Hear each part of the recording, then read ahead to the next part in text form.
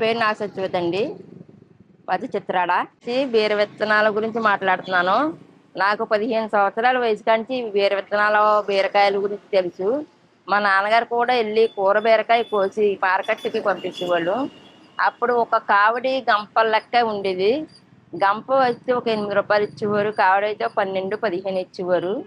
ఇలాగ ఉండగా మన కావాల్సిన విత్తనాలు మళ్ళీ ఒక కేజీ, కేజీన్నర తీసుకుని మళ్ళీ జమ్ములు చేసేసి మళ్ళీ ఊరు చేసుకునేవాళ్ళం. అలా కాకుండా విత్తనాలకు రావటం పట్టారు పొరుగు నుంచి. అప్పుడు కానీ మళ్ళీ మనం కూరగాయ కోయకుండా విత్తనాలు తయారు చేయటం పట్టాం. అప్పటి నుంచి ఇప్పుడు దాకా మేము అలా పెడతానే ఉన్నాం. మా తాతయ్య గారు పెట్టారు, మా నాన్నగారు పెట్టారు, మా మామయ్య గారు పెట్టారు. ఇప్పుడు మేము పెడుతున్నాం. దీన్ని ఇలా పోషించుకుంటూ దీన్ని కాపాడుకుంటూ వస్తున్నాం. దయచేసి మమ్మల్ని సహకరించి మీరు కావాల్సిన వచ్చి తీసుకెళ్ళవలసిందిగా కోరుతున్నాను. పండిస్తామండి విత్తనాలు. మేము సొంతంగా రైతు వారీగా పండించి మీకు అవసరమైతే మేము కూడా మీ ఇంటికి పంపిస్తాము. కావాలంటే మా అడ్రస్, ఫోన్ నెంబర్ అయినా ఉంటుంది. దానికి కాల్ చేస్తే మీకు ఎక్కడ కావాలంటే అక్కడ పంపిస్తాము. మా విత్తనాలు చాలా బాగుంటాయి. కావాలితే తీసుకోవచ్చు, లేకపోతే మీరు రావచ్చు. అడ్రస్ సూర్యచంద్ర ఆయిల్ ఫోర్మిల్, చిత్రాడ, పెనిటి సూరిబాబు గారు. ఒక్కలో వైజాగ్ వెళ్ళి వాళ్ళు కంపల్సరీగా తీసుకెళ్తారండి. ఇక్కడ నుంచి వచ్చి ఇతర దేశాల్లో ఉద్యోగాలు చేసే వాళ్ళు కూడా ఇక్కడ నుంచి పట్టుకెళ్ళి వేసుకుని ఒక డ్రమ్ముల్లో కానీ డబ్బుల్లో కానీ వేసుకుని పండించి చాలా పండాయమ్మా, బాగున్నాయమ్మా, మేము మా సొంతంగా తయారు చేసి మేము పండించి కూరగాయలు వండుకుని తింటున్నాం.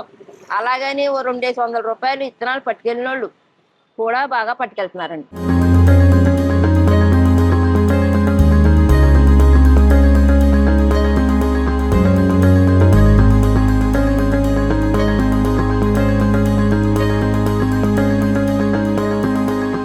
నా పేరు సూరిబాబు అండి.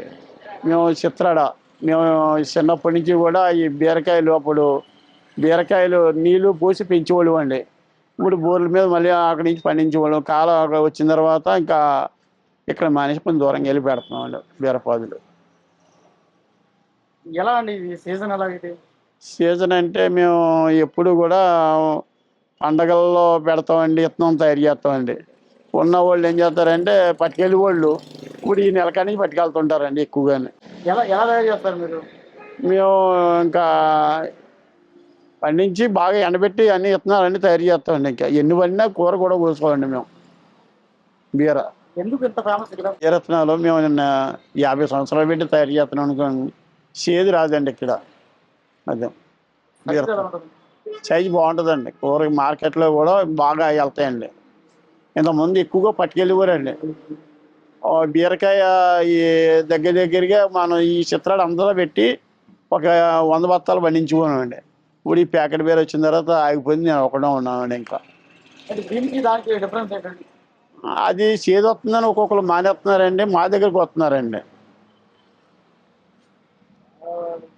ఎంత అమ్ముతారు సంవత్సరానికి? అంటే నేను ఒక 8 కాటాలు అమ్ముతానండి నేను సంవత్సరానికి.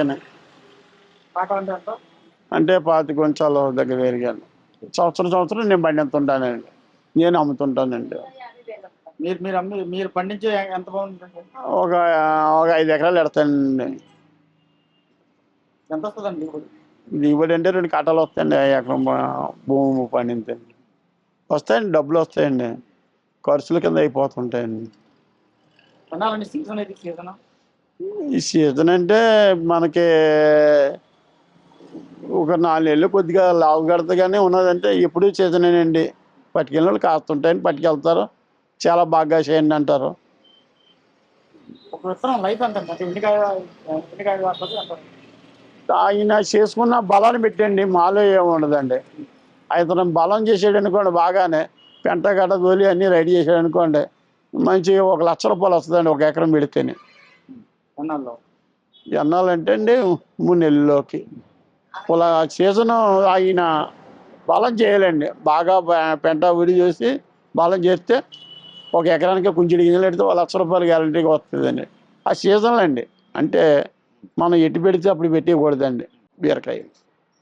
నేల ఏమన్నా మంచి నెల గర్భగుడి కలిపి ఉండాలండి. బాగా ఇదిగా ఉండకూడదండి. బాగుంటుందండి.